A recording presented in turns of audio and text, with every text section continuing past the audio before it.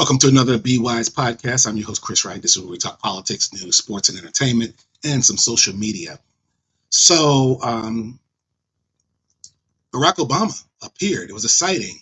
Showed up in a community center, chastised black men. I feel a little way about it. I just feel like, you know what? I love Barack Obama, not just because he was a black man or not because he was a person of color representing us in these great United States of America, not because he was a first, but I really think he's genuinely a good guy. He's someone that I could hang out with, have a beer with, play basketball with, overall nice guy. And I was, wholeheartedly into him. I mean, I got the books to prove it, man. His Dreams of My Father. Here is Audacity of Hope. All right. Here are the memoirs.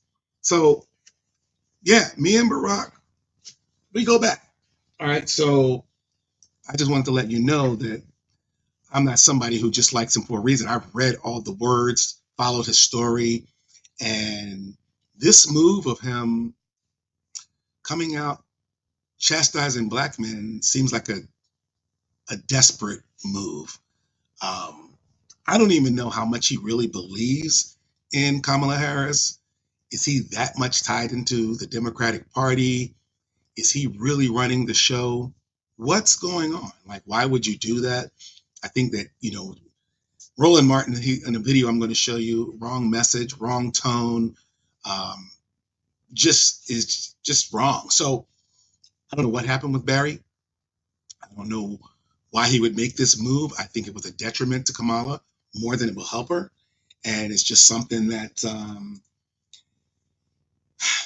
they're going to have to course correct this because black men and black women are all pissed off. I'm going to show you some data about the percentage of black men and black women that are currently supporting Kamala Harris and percentage that are supporting Donald Trump.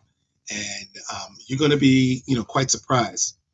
Let's take a look real quick at this video, and then we'll go from there. We'll see what happens. Now, new polling from Pew finds that there is a larger gap between gender for each candidate in support. So 51% of male registered voters are supporting Trump and 43% supporting Harris. More specifically, 20% of black men support Trump compared to just 8% of black women. And so, look at this right here. And I believe, polls are always skewed. They're never right. But 20% of black men supporting Donald Trump compared to only 8% of black women. Barack should have just left well enough alone because those numbers are significantly higher than 4 years ago. But it's not crazy. I mean, Kamala's still leading significantly in both categories. But now what's going to happen is that number, just because of Barack's statement, him chastising us, the black people, he didn't teach us anything. And number one, he said that we were being misogynistic, that we just weren't ready for a woman to be president. I don't think that's true. I don't think that's true at all.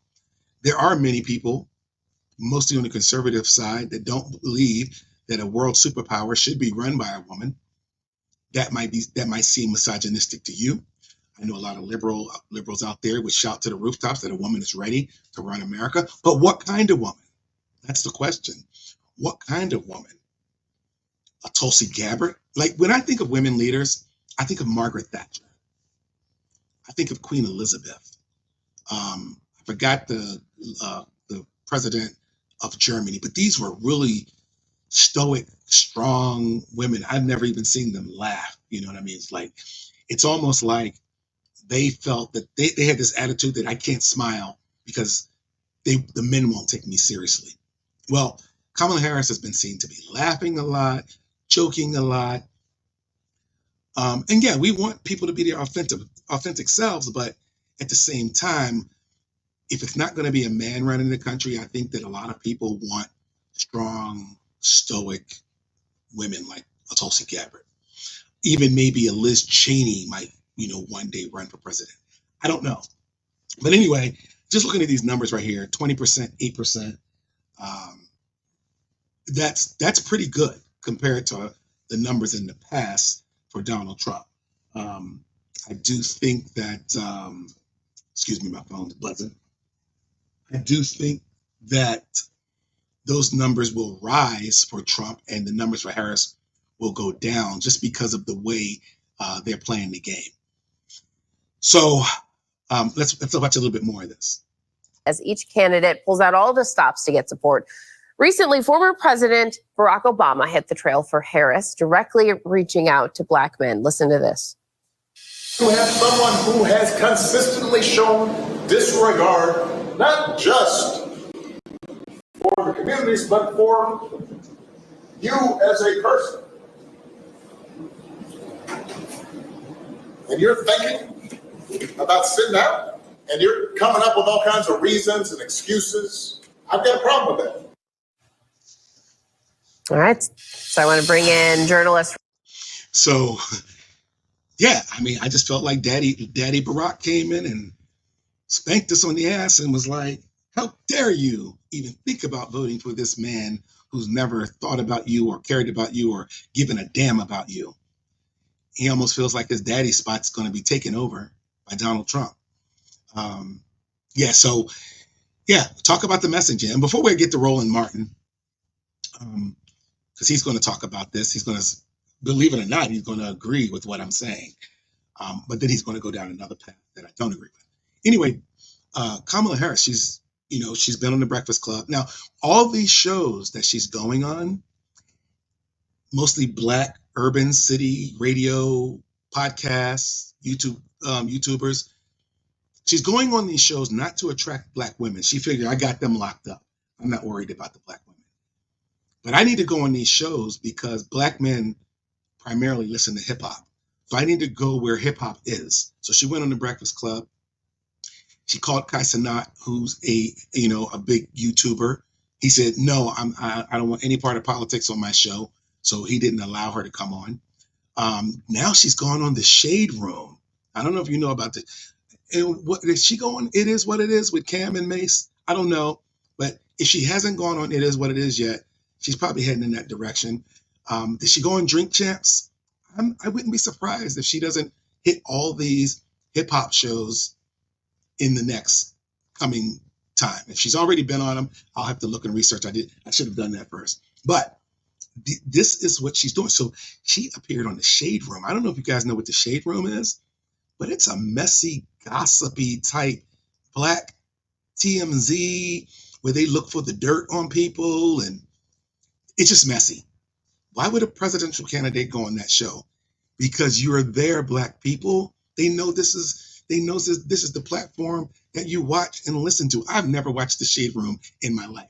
I just heard about this because I saw it on TikTok. I told you we talk social media here. I got something else to say about TikTok too before I'm done. But anyway, because I'm really, really mad at them. Anyway, so let's listen to what Roland Martin has to say.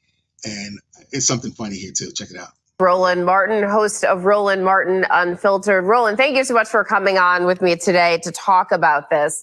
Sure. First, I want to ask you, what do you think about former President Obama's approach? Because, you've got people on both sides. Some say that they're glad he's saying the quiet part out loud, that, for many people, he says, basically, if you're not going, is it misogyny? But there are other people who say that, that tone isn't what's going to help get that support of Black men. Wrong approach, wrong tone, wrong message. This is the reality of the data. In 2008, Obama got 95% of Black male vote. Republicans got 5%. In 2012, Obama got 87. The GOP got 11. I want you to look at Roland's shirt. Elect Black women, fund Black women, believe Black women, invest in Black women, follow Black women, and there's a lot more that goes on down the shirt. But I just think that's kind of, I don't know, ironic. He's saying that Obama had the wrong tone, wrong message, but yet he has a shirt on that says elect, fund, believe, invest in, follow Black women. And there's a lot more down the shirt. I was trying to read it, but the words got in the way. But let's listen to what he has to say. That was 2 men. Now, the number goes up in 2016, where 13 points go to the Republican. And then, of course, then you go to 2020, it's around 18. Now, here's the problem here. Obama lost 6 points. And so it's not misogyny if you had 2 men who are running. So what's going on here? And that is you have the Democrats, many of these Democratic white strategists have not crafted a Black male specific strategy. What I mean. All right, enough of that. It gets boring when you start talking data. Who cares about data? This is about emotions. This is about feelings. This is about, culture and community. So my point is that Barack basically said that the reason we didn't want to vote for Kamala Harris, or the reason we're sitting this one out, or we're thinking about it, he thinks it's because it's misogyny, that we can't give the Black woman her due, that Black men just don't respect Black men don't respect Black women, and that's not true at all. We just have, as Black men voters, we just have a certain type of Black woman that we would like in office, and she's not it. She's not it. Black men have voted for Black mayors, Black councilmen, Black senators. Like, it's been proven. I mean, AOC, she's in office. Lots of Black men had to vote for her. So there's Black, people in the House, in the Senate, all over America. So it has nothing to do with misogyny. It's just this particular Black woman. All right. And not only that, Trump has a message that basically resonates with. Like, don't treat us like we're stupid, like we don't need to be chastised. It's 2024. Give us credit that we know what we're doing, know what we're talking about. And I'm going to tell you, all the Black men that I've seen speak on TikTok and other platforms and on YouTube about why they want to vote for Trump have articulated it very well. As Chris Rock said, you speak so well, right? Very eloquent, very able to talk about the issues, the plans, the concerns, what concerns them about Kamala. I know I can do it. I'm on a freaking podcast. I right now I have a very good TikTok following. So I know that I can eloquently speak about my voting decisions. So I don't know, Barry. Audacity is a good word, right?